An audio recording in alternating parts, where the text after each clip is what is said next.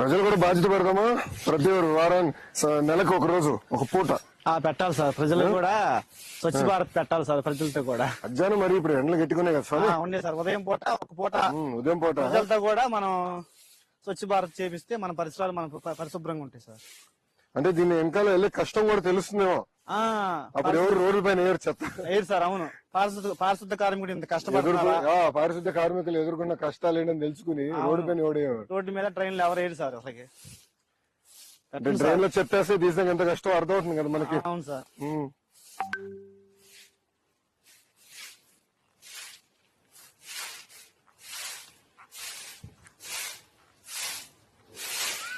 ఇప్పుడు మనకు కావాల్సిన ఎక్విప్మెంట్ అంతా సరిపోతుందా? బాగానే ఉందండి. ఆటోలు ఉన్నాయి, ట్రాక్టర్స్ ఉన్నాయి సార్, పనిముట్లు ఉన్నాయి, బిన్స్ గానీ అదే మనం అన్ని తెప్పించాము. అన్ని ఉన్నాయి సార్. మాకు మాస్క్ ఇంకేం చేయాలి?